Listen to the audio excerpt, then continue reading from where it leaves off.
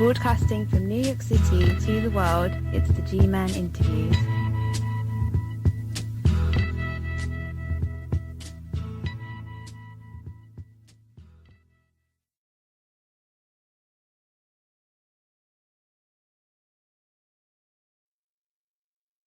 Welcome.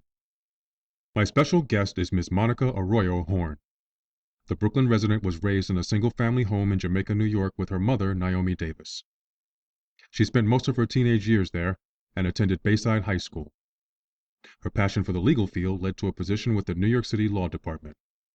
After 3 months, she was promoted to Executive Level 2 Secretary and worked directly with the Corporation Counsel, Michael D. Hess. She is currently employed with the City of New York and attends John Jay College of Criminal Justice, as well as the College of New Rochelle, in pursuit of her master's degree in communications. During her tenure as a city employee, she held discussions with a number of New York City officials, including former Mayor David Dinkins, Congressman Charles Rangel, former City Council member Charles Barron, Eric Adams, who currently serves as Brooklyn Borough President, and retired First Deputy Police Commissioner Howard Safir. She also devotes much of her time to the daily care of her mother, who suffers from Alzheimer's and dementia. Welcome, Ms. Arroyo-Horne. Thank you. Hi. I know this is going to be difficult, so I greatly appreciate you taking the time to share your story. Before we discuss your situation and the videos you recorded, let's go back a bit. When was your mother diagnosed with Alzheimer's? My mom was diagnosed with Alzheimer's in 2004. Did health insurance companies provide you with a list of home health care agencies, or did you conduct your own research and place calls? No, the health care insurance companies gave me the companies. From the time your mother was diagnosed until now, approximately how many home health care aides and agencies have you used? I've used approximately 30 home health care agencies, and I believe I've been through approximately maybe 50 home care aides. In 1 year? In 1 year. During the time my mom was diagnosed with Alzheimer's, she was eventually sent home from the hospital after enduring a stroke. And during that time when the hospital social worker would assign, due to her assurance, they would assign a home care agency to come in and care for my mother. So whoever they pick through her managed care, which at that time was Home First, they would assign vendors. They call them vendors. They would pick a vendor, and that vendor could be any home care agency in the tri-state area, and they would send these people to my home to care for my mother on a 24-hour basis. At that time, with the aides that came to my home, majority of them had little to no skills to care for a person in her condition. So they were either asked to leave, or I would call the agency and they would replace them. Let's discuss some of the videos that you posted. First one I would like to tackle is the diaper incident. What happened there? Well, what occurred was since I work full-time, I'm often up pretty early to get prepared for work. And sometimes, when I go, before I leave in the morning, I have a ritual. I go in, and if my mom's asleep or the aides sleep, I knock on the door and I enter the room, and I go in to either kiss my mom goodbye or vice versa. When I'm coming home, I may do the same thing, come in the door and greet her with a kiss. And what happened was I found my mom in deplorable conditions. Her diaper wasn't put on correctly. She'd had feces and urine on her, where the aides have been instructed, since it's 24-hour care, they must check her periodically 2 or 3 times throughout the night. And when I walked in, this is what I saw. And often I've had aides bring my mom from a doctor's visit, and they have her in the wheelchair, and her diaper is not put on her properly. But yet the agencies have reassured me that all these women that come here to care for my mom have been certified through the state of New York to take care of my mom or to take care of any elderly person, no matter what their condition is. Let's take a look at that video. Today is February the 13th, 2015. I spent my day trying to get some rest most of the day. This is afternoon. This is the evening time. It's approximately 7:35. Yeah, it's approximately 7:35 in the evening. This is how my mother's diaper was put on her and left on her this afternoon. It's 7:30. She hasn't had dinner or anything like that. And this is how she's looking right now. Here is her aide. Her name is Tilda, whatever. It don't matter. This is her aide, and this is the aide changing her diaper attire. So now I'm going to take on the job as usual to do the aide's job. I just want to make record of it. I'm trying to prepare dinner, but I have to also do this. This is how her diaper is left on. All right, Mother, look at me. Mom, I love you. I'm going to change your diaper because this young lady here can't do it. She's unable to do it. So I'm going to change your diaper. We're going to make record of it. And it's now 7:36 p.m. She hasn't had her dinner. And this is the condition she's in right now. Okay? The aide says she has a bad back and she's diabetic. So she's unable to do the diaper thing. So we want to make sure that we know this. Okay? Mother, now I shall change your diaper and then I'm going to go in and try to prepare your meal. Okay? Bye. The next video involved one of the home health aides actually trying to remove or lift your mother from the wheelchair. Yes, what had happened that day was the woman who came to work for my mom that day, I instructed her that my mom had a visit for her doctor and that she was to take her through the accessoride and take her to her physician, which is located at Downstate Hospital. And upon her coming home, this particular woman who was supposed to be certified and had the skills to remove the patient and bring the patient in via wheelchair into the home, she had a difficult time getting my mom to stand up. Now, over the years, I've watched many of the aides that come in, and they show how they're able to retrieve the patient from the chair, stand the patient up, because my mom does walk a little bit, and remove her and place her into her bed accordingly, or, into another wheelchair, because we have two wheelchairs here. This particular woman began to complain that she was sickly, that she was diabetic, that she could not lift her due to her back problems, which clearly let me know that she was not skilled or trained properly to remove a patient from the wheelchair and place them into their home. Here's the footage.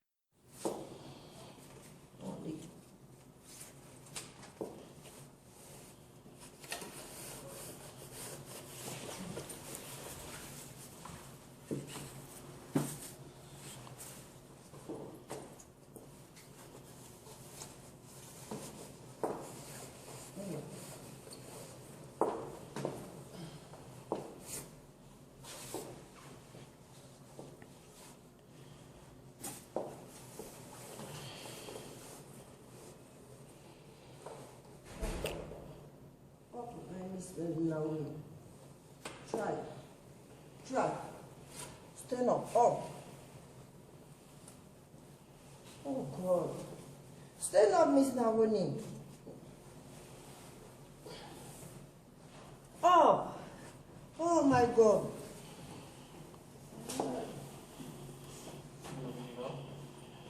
please, hi. Wait.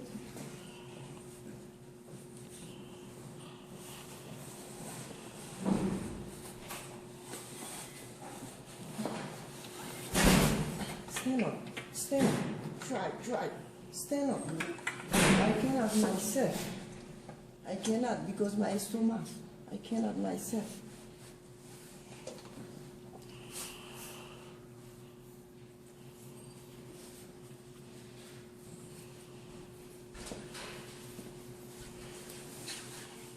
Miss Naomi, you stand up for go inside. I give you her, please.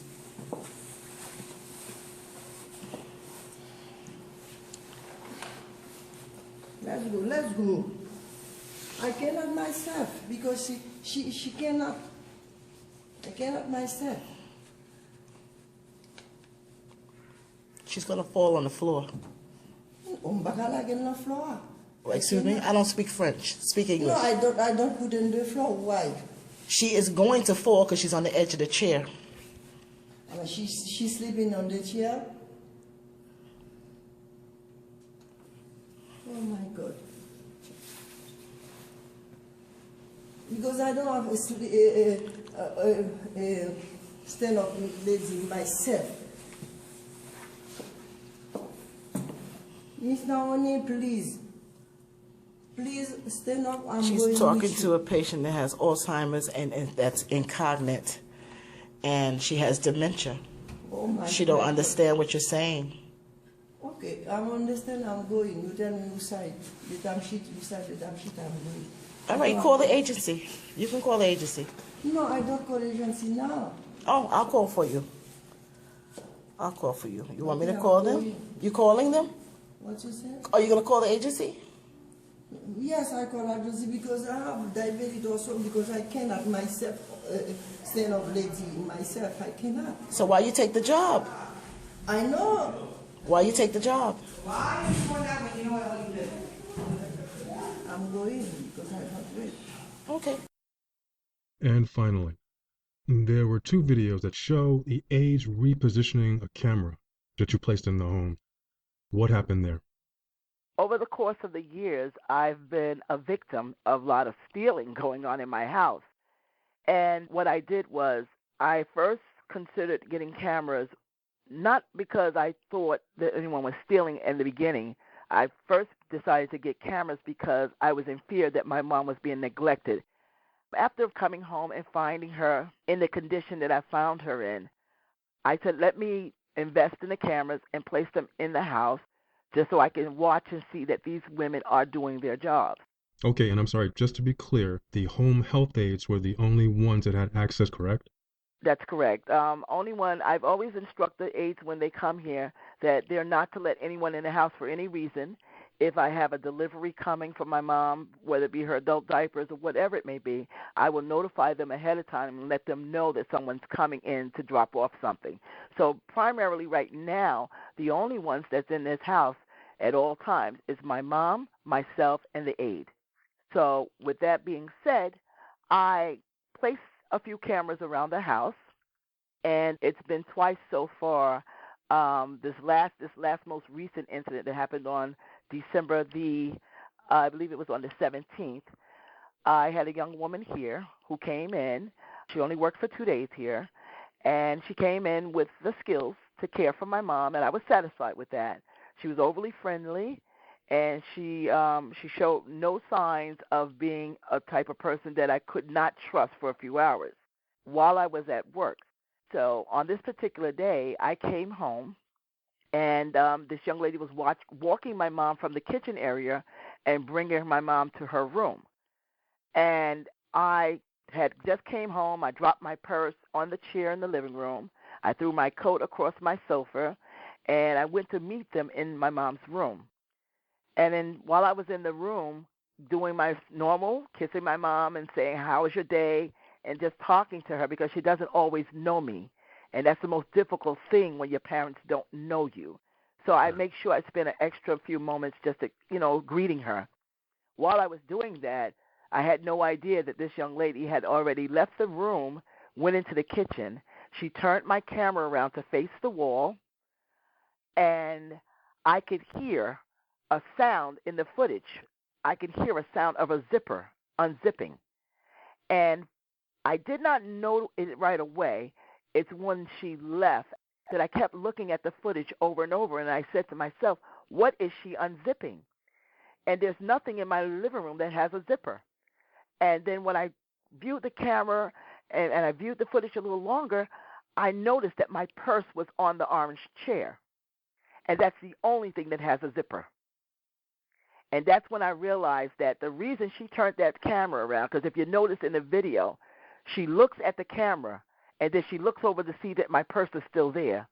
And then she turns the camera around with her the gloves that they wear, and then she goes over to that purse, and she actually goes in there.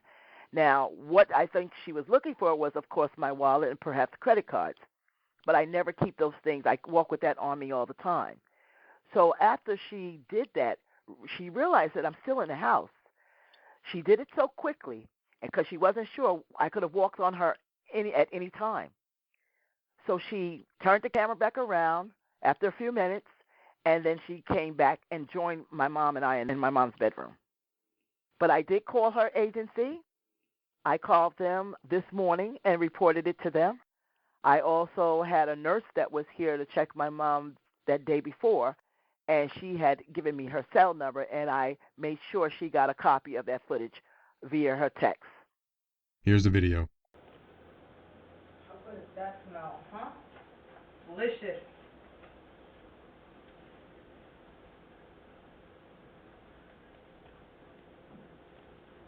This one's not working either. That's weird.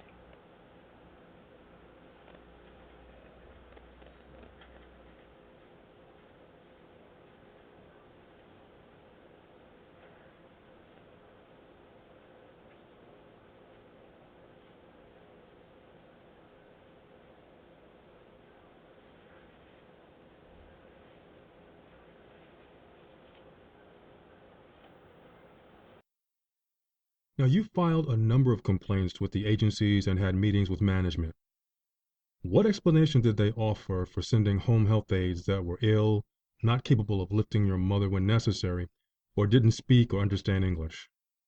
Oftentimes when I've notified the agencies that the aide wanted to be relieved from the case, they had no excuse. They would not elaborate on the aide's situation or their health conditions. It's been to no avail. They just won't tell me anything. The only response I would get from them is that we'll send you another aide. And this included aides that didn't speak any English? Yes.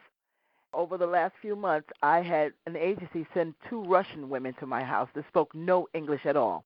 And in order for me to give them the instructions on how to care for my mom, I had to call their agency and speak to someone that speaks the same language as they do, who but fortunately understood English, and they would relate to them on the phone how to make my mother a cup of tea, how to make my mother some soup, etc. And I thought that was ridiculous. I told the agency over and over, this is ridiculous, unheard of. How do you send Russian women into a home of an Afro-American woman, 80 years old, to care for her, and they can't speak English? You were kind enough to provide that footage as well. Let's take a look. Hi, Sarah. I'm leaving the house now. She doesn't know how to prepare dinner for my mother. Sorry, Monica, can you repeat? Huh? Can you repeat? I said I have to leave. I have to go out. But Mom has to have dinner, and she doesn't know how to make dinner. She doesn't understand what I'm saying. Okay, what you want to exactly to do, tell me, I'm going to tell her. Okay, she has to give her some food to eat. She can make her some soup. Soup. Mm-hmm. Okay, she knows how to make soup?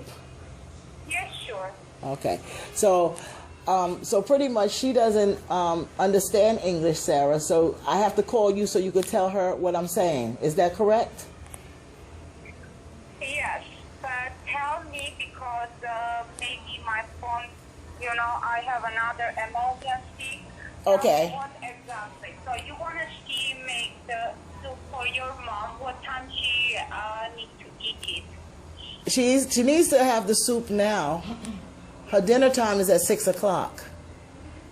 Okay, so is there any prepared food that she can give your mom, or do you want to see cook something new? Well, there's nothing prepared for her. That's why I said she has to make her some soup. All right, I got you. So what time is your mother is going to sleep? Going to sleep? Sleep, yes. She doesn't have a time, Sarah. She has Alzheimer's. They don't have a special time to go to sleep. Okay, I got you. And what time she has to take her medication? Her medication is already given to her. Nobody gives her medication but me. Okay, only you. All right, I got you. So let me explain her that she needs to cook some kind of soup. Right, I have boxes of soup on the shelf. What? I have a box of soup. Oh, boxing soup. So just show her, and I'm gonna tell her what to do. Okay? Just give it to her hand, and I'm gonna tell her that you wanna she made the soup. Okay? All right. Okay, Sarah. And one more thing, Monica. Yes. She gonna feed your mom, or mom can do it herself? No, Mom can feed herself. Okay, I got you. All right, Monica. Just hold the phone. I will explain her, okay? Okay, and she has to change her in the night. She can't let her lady all night and not be changed. Okay, I got you. Okay, I have to go out. I mean, I already missed my vacation. I didn't take my vacation. So, and when I'm going to have to come to your office, we're going to have to talk about my vacation because y'all made me miss my vacation. Okay, no medication. She just needs to cook the soup. That's it, Give just the to soup. your mom. Yeah, and that's it. Right, don't give it to her too hot. It has to cool down first. Yes, I know. All right. I know. Okay. All right, Monica. How would you describe the overall demeanor of most of the aides that showed up at your home? Most of the aides that came in, they were very disrespectful in my house. They began arguing with me. I even had one arrested for an assault in September of 2014. Is a police file on record for that? Absolutely. Absolutely. So on this particular day, I asked the aide to remove herself from my home because she was not caring for my mom. My mom, her adult diaper was filled with urine and feces. She had went more than 4 hours sitting in that soiled diaper. So I asked her to leave. And instead of this woman picking up her things and leaving my home as I asked, she decided that she was going to leap at me and assault me. And we began to tussle and literally fight on top of my mom while my mom was laying in her bed. I've had aides drop my mom on the floor. I've had to rush home from work because she's on the floor and they can't get her up. They are not properly trained to take care of any elderly individual in their home. Well, from what you're saying, they're not properly vetted. No, they're not. They're absolutely not. I've been told that you can go online and see if these women are certified. And I've tried that by going to the New York State Department of Health and putting in these women's names, and some of their names don't pop up. That's been in my house. I got to tell you, this has taken a toll on me. I am an only child of my mother. I work full-time. I go to school in the evening. And oftentimes while I'm at work, viewing my camera, I've had to rush from work and come home and protect my mom when I view the camera and I see that she's in deplorable conditions. I've had aides that have come in and let my mom sit in the chair for 9.5 hours or more because they cannot get her out the wheelchair to put her on her bed to change her adult diaper. You've reached out to state and local officials about your plight. Whom did you contact, and what was their response to your claims? The first person I reached out to report the incidents occurring was the Assemblyman Charles Barron, who has a local office here in the neighborhood where we reside. I walked into his office. I sat down and spoke to one of his representatives, and I began to explain to them all the things that I have been enduring over the last few years with home health care aides. Well, after sitting there and talking to his representative and explaining the situation in detail, they reached out by calling the New York State Department of Health, and with their response via telephone to the Assemblyman's office, they eventually just told me in the office that there was nothing they can do about it.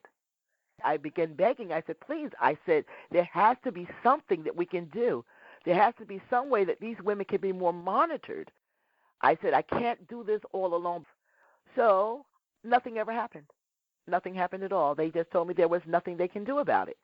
And my mom has always been an advocate for Charles Barron. That's the most hurtful thing. I have photos of my mom where she's posted photos with Mr. Barron and his wife, Inez. And I even gave a party function for a senior citizen nursing home, and I invited Mr. Barron and his wife. And that's where we began to take the photos with my mom. And when I went into his office and asked for help, I was turned away. They told me there was nothing that they can do. Did you attempt to contact the borough president? I believe it's Eric Adams. I have reached out to Eric Adams as well. I wrote him a letter and explained my situation and my mom's situation. And to this day, I have not heard a thing from Mr. Adams. Have you had conversations with state officials, like up in Albany? Well, I have contacted a lady who works for the New York State Department of Long-Term Care. Her name is Patricia Riley Botchmore, and she's an investigator. And I've been in close contact with her over the last 3 weeks now. And I informed her of all the complaints I filed over the last several years. And I told her that in all the complaints I've made, no one has reached out to me to let me know what their status is as far as investigating. So after speaking to Ms. Riley Batchmore, she assured me recently that this was going to be investigated. So I told her that if she needs all the letters I've written over the last few years, that I would be more than happy to give her the letters as well as the complaint numbers. Your battle with the home health care agencies, home health aides, and state and local officials is the main focus of this episode. But I'd like you to briefly talk about another issue you presented back in 2014.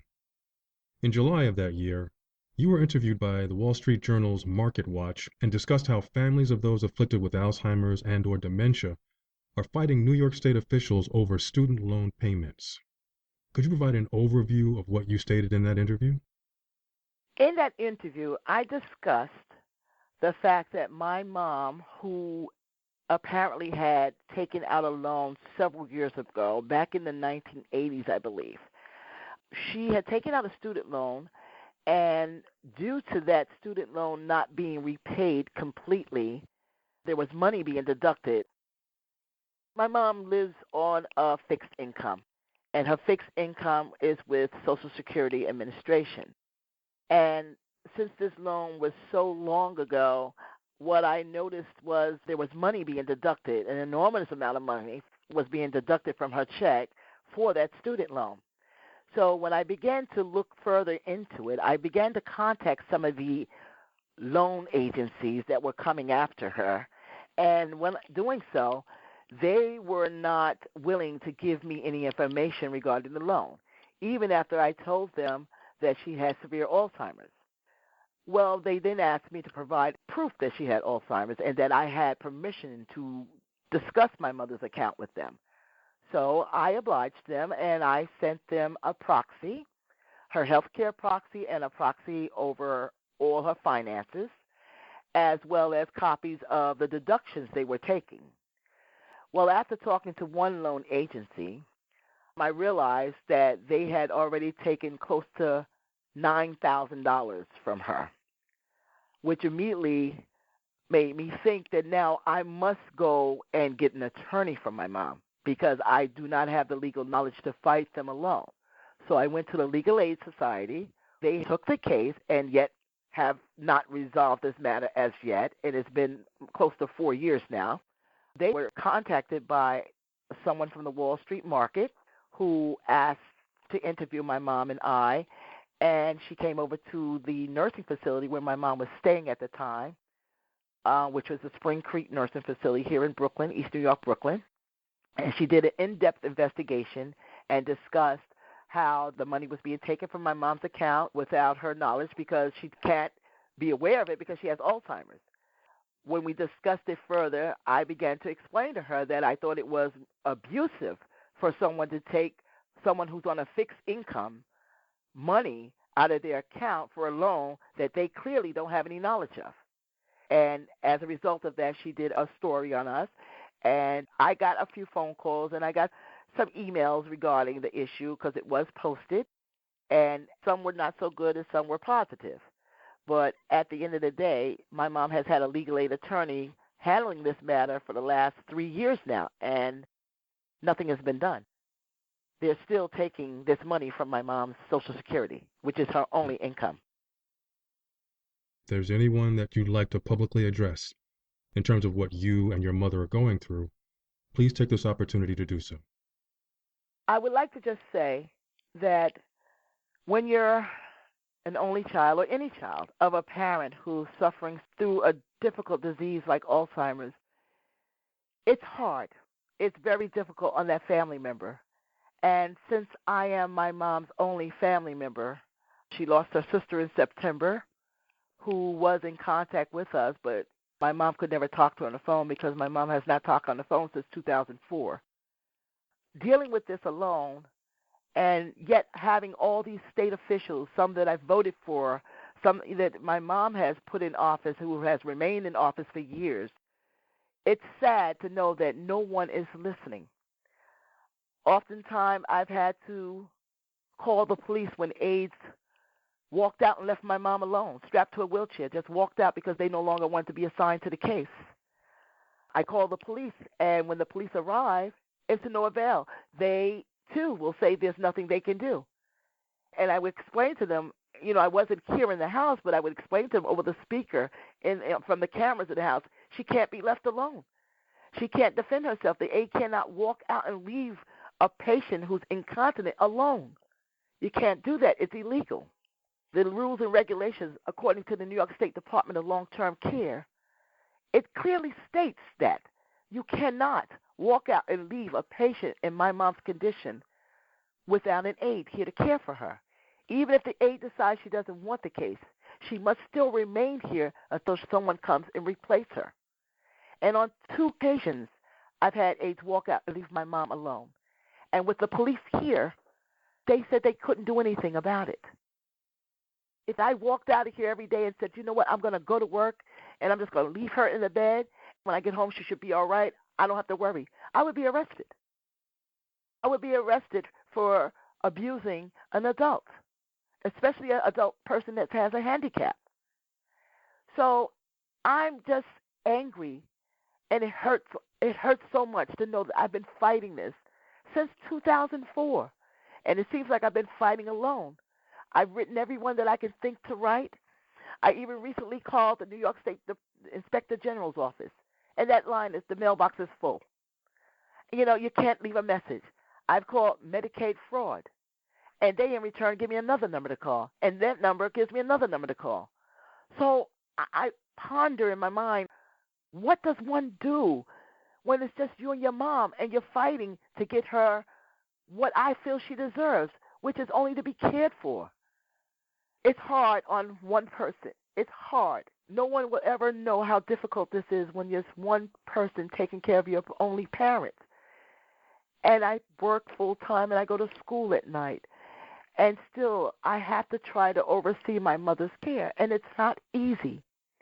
I want the people who are responsible for the elderly to stand up and recognize no more home health care aides that do not have the proper skills.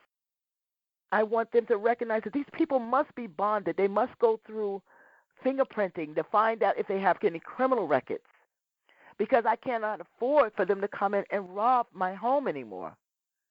No more aides dropping your parents on the floor or leaving them in their urine and feces for 10 hours, letting them go without eating for 12, 13 hours. I need the state, I need everybody concerned to reach out and actually look into the care that is being provided and being paid for by the city and the state. Look into the care that they're getting. Stop closing the door and passing the buck. I cannot do it alone. And I've been reaching out the only way that I know how, which is making formal complaints via letter or by telephone. I cannot be passed around any longer. My mother is living the last chapters of her life, and as her only daughter, she raised me very well. And I owe this to her to make sure that she gets the care that she deserves. We're talking about a woman who marched with Martin Luther King. We're talking about a woman who made it possible for these individuals who take these jobs now to be able to come here in this country and work. You cannot hire people from the street. You can't hire people standing at a bus stop and say, do you want a job? Here, take this ID. Let me take your picture, and boom, and send them to your house. It's ridiculous. People that don't speak English, aides that don't even know what a can of tuna fish looks like. I don't know if anyone has ever experienced what I've experienced, but if they have, they know how I feel. There's nothing more disturbing to know that your parent is sitting at home and hasn't had a glass of water because the aide that's working there doesn't have the common sense to say, it's been 3-4 hours. Maybe this woman might want a drink of water. I've had to call them and tell them to ask to give her a glass of water. I had to leave work and come home just to make her breakfast, go back to work, and then come back and do her lunch because they don't speak English and they don't know how to prepare meals. If someone listening to this interview decides to help you in some way, how can they reach you? Well, if someone wants to reach me and give me any kind of advice or connect me to someone that can help me further, they can email me at nubianfruit@optonline.net. Spell that out, please. NUBIanFruit@OPTONLINE.net. Again, I thank you for taking the time to share your story. I thank you for listening. In its ongoing effort to be fair in its reporting, the G-Man Interviews contacted Assemblyman Charles Barron to discuss Miss Arroyo-Horne's claims and several emails that were sent to Chief of Staff Miss Viola Plummer. Miss Plummer didn't comment on the emails that were sent, but she did confirm that staff member Corinne Allen met with Miss Arroyo-Horne on at least 2 occasions to discuss the case. Miss Plummer stated, and I quote, "If we were not able to assist Miss Arroyo-Horne, it was because our office reached the conclusion that there was no violation in law or policy. We advised her to seek legal counsel." A follow-up email was sent to Assemblyman Barron and Miss Plummer on December 24th, part of which was submitted by Miss Arroyo-Horne on October 15, 2015, informing them that a police report is on file against an aide for endangering the welfare of an incompetent person, and that Miss Arroyo-Horne provided the G-Man Interviews with videos that she believes support her claims of incompetence and possible criminal activity. The email also noted the following: "If these aides and agencies are operating outside of the state guidelines, that's grounds for an investigation by state agencies and elected officials at the state level. That being the case, there seems to be an inconsistency in your initial statement, no violation in law or policy had occurred." 3 attempts were made to reach Ms. Plummer on December 28th to obtain comment on the information presented in the follow-up email. There was no response from the office. In addition, the videos presented in this episode were submitted to Jack Halpern, founder and CEO of the New York City-based My Elder Advocate, LLC. He appeared on this show twice in 2015 to share vital information on how seniors and their families can address issues such as eviction prevention, nursing home or assisted living placement, and long-term care planning. When asked to provide his professional opinion of the footage, as one of the leading advocates for seniors in the United States, he stated the following: "Dear G-Man, these videos are great and really pinpoint the terrible things that are happening as a result of people engaging the wrong home health care agencies. My Elder Advocate stands behind all of these videos and supports the G-Man Interviews report 100%. Finally, Ms. Arroyo-Horne submitted a listing of the agencies that hired the home health aides featured in the videos. Each office was called and invited to submit an email statement from an executive or its legal representative. They were also given the option of appearing on the show to refute Ms. Arroyo-Horne's allegations and comment on the video footage presented in this episode. Thus far, none have responded. I'm the G-Man, and I thank you for joining me for the final episode of 2015. The G-Man Interviews will return for its 3rd season in February. Until then, Happy New Year to you and your loved ones, and as always, stay cool, stay safe, and stay informed.